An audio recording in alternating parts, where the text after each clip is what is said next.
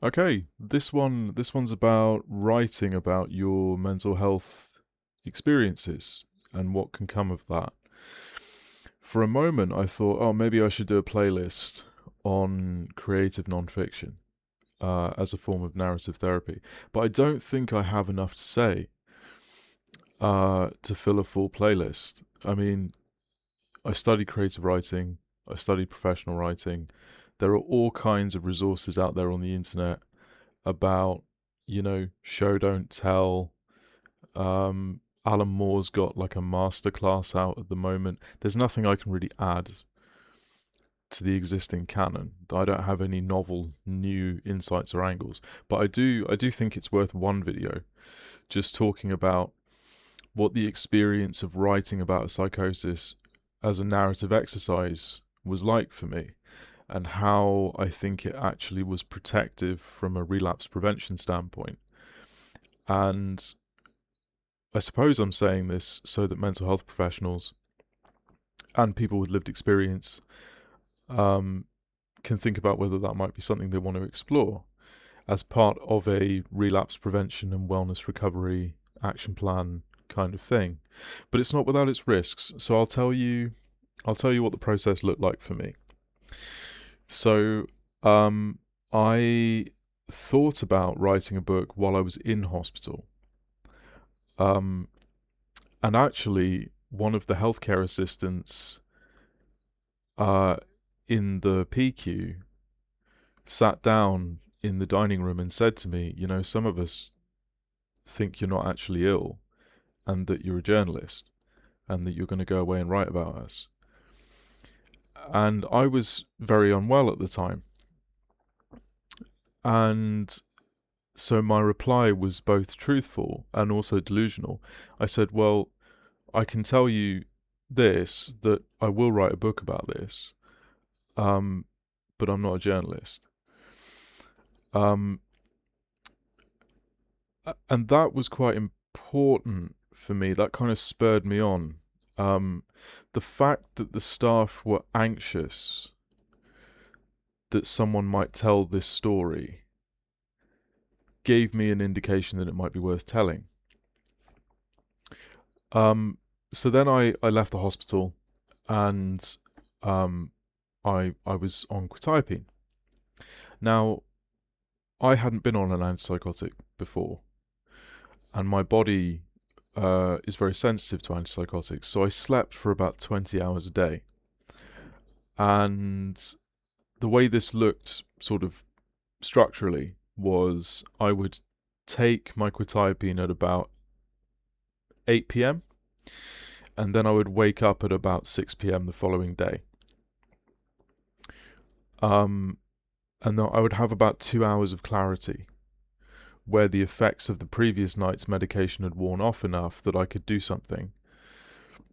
But then at 8 p.m. would roll around and it would be time to take the next dose, and then I could stay up until about 2 in the morning, and then I would wake up at 6 p.m. again. It's important to clarify that I don't think it was all medication. I don't think quetiapine is the reason I slept for 20 hours a day. I think quetiapine, sensitivity to quetiapine, was a factor, but I also think having psychosis and no antipsychotic medication for 4 weeks was quite psychologically and neurologically taxing, and I actually needed a lot of that sleep to recover. So I don't think it was all medication. I think medication helped, and some of that oversleeping was actually reparative, right? So I didn't really have a lot to do. I didn't, I didn't have I wasn't operating on a schedule that meant I could go and have a coffee with my friends or whatever. And also, and this is the sad thing, that I haven't mentioned in other playlists is the kind of what I described at the time as a kind of reverse gravitation of my friends. Like, they were vaguely aware that I'd had a psychosis, but they couldn't be expected to understand what that meant.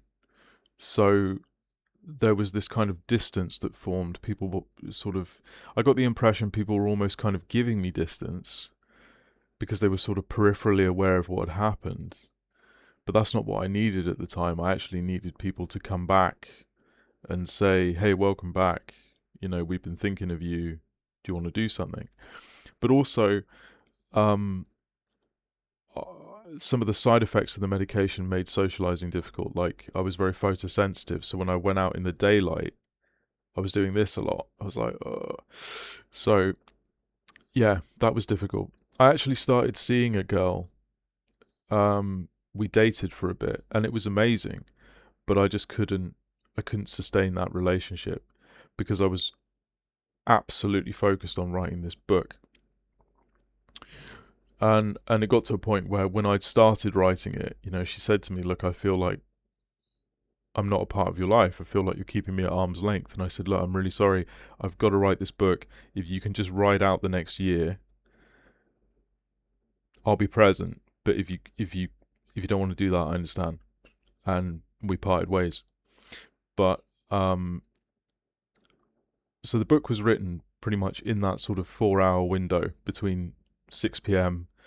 and about 10 p.m., 2 in the morning, depending on how productive I was feeling.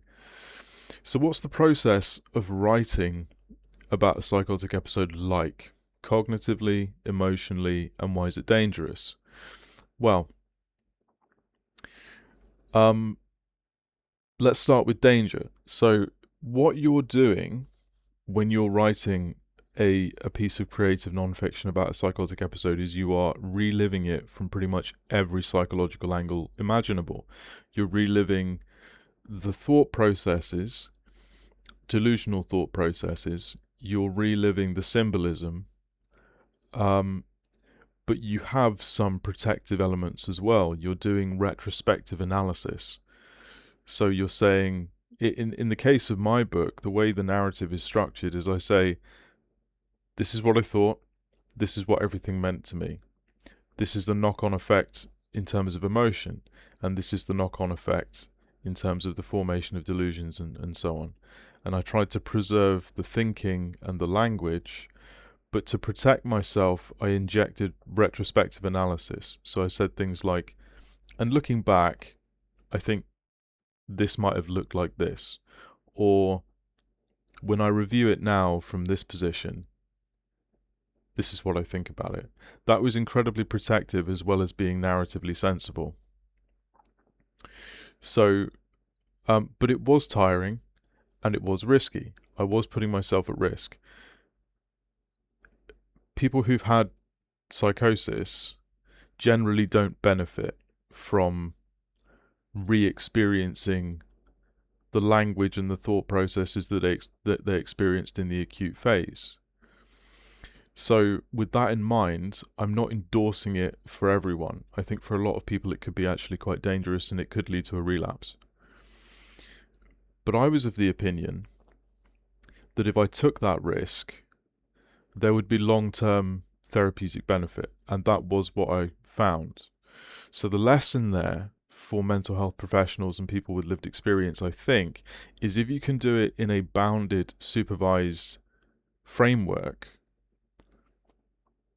you might offset some of the relapse risk, but also confer some of the therapeutic benefit. If it was packaged as an intervention of some kind, which I'm not qualified to design, maybe you could kind of get some of the rough and the smooth. But what I was doing was literally reliving it for a year. I relived a 6-week psychotic episode for a year in granular detail. When you put thought disorder into ChatGPT and you ask it questions, if you upload the PDF and you say to ChatGPT, what's going on in this book? It comes back with a ton of insights. It says, Oli's doing this psychologically. These are the psycholinguistic techniques he's using. And it sounds like it was a really clever, consciously designed piece of literature. It wasn't. ChatGPT is noticing that my book does all of those things and performs all of those functions and is in many senses a linguistic simulation of a psychotic episode. Not because I sat down and said, I'm going to design a linguistic simulation of a psychotic episode. That's a byproduct. What actually happened was I said, I'm going to preserve the fidelity of the experience. So I'm going to tell you what happened, the relationship between stimuli, cognition, affect, belief, behavior, and then protect myself with a reflective buffer. So I was writing from two temporal positions. I was saying, this is what I write when I occupy the experience, when I embody it and relive it. And then I remove myself from that temporal location and I move myself to the reflective narrator. And that switch is what kept me safe. But I will include a link in the video description to the thought disorder PDF so that you can upload it to ChatGPT and interrogate it so you can see what's going on in the book. Because it's quite an interesting exercise. Like, what happens when a person who's had a psychotic experience inhabits it, narrativizes it, preserves the sequence of thought processes, preserves the language of delusions and inner monologue, and then steps out of it and goes, wow, well, look at that. That's interesting. From a later perspective looking back. So there's a lot of ways to engage with that book beyond just reading, you know. And I found it quite interesting as a resource for understanding myself further at that time in my life, not as an explanatory model of who I am now, but as an explanatory model of how I navigated that experience. Like, for example, last night I put the PDF into ChatGPT and I said, can you talk to me about my interactions with the chaplain in this book? Because there was a chaplain on the PQ, and I've recently decided to move into chaplaincy. And at the time, during that episode, I was watching a lot of Christopher Hitchens content. And I love Christopher Hitchens, right? Just because I'm moving into chaplaincy doesn't mean I've lost my interest in Christopher Hitchens' polemicism, his arguments, his use of language, his writing. I love it all. Nothing's changed just because my spiritual orientation is developing. But I was coming very much from that angle. I'd been steeped in that material. So in my interactions with the chaplain, I was having lots of conversations about beliefs. And he was asking me about beliefs, my delusional beliefs. And I was asking him about his spiritual beliefs. And we were having conversations like, he was talking to me about some of your beliefs can be quite destructive. And I was saying, so can yours, right? So we were having this really interesting philosophical conversation in the context of a psychosis, where he was very much outside of a psychosis. I was very much inside. But when I was talking to ChatGPT about it, I said, what can you tell me about those conversations with the chaplain? Obviously from your perspective, not saying that ChatGPT's interpretation is right, but as a sort of thing to explore and an idea to consider. And it came back with a really interesting observation. It said, this is the first time in the book where Oli's delusions are confronted on an ethical level rather than an epistemic level. And I was like, that's correct. He's one of the few people in that clinical setting who engaged with the ethical questions around my beliefs, like setting a fire. Whereas everyone else was engaging with me in terms of, your belief is wrong. How do we convince you that your belief is wrong? And there'll be lots of people online.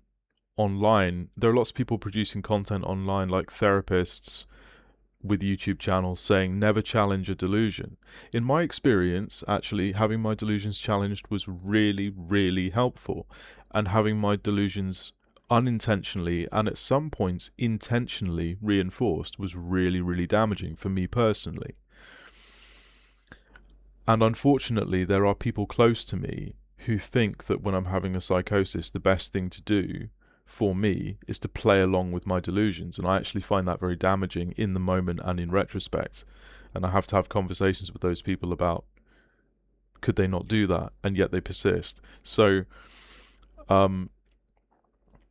yeah, it's a really interesting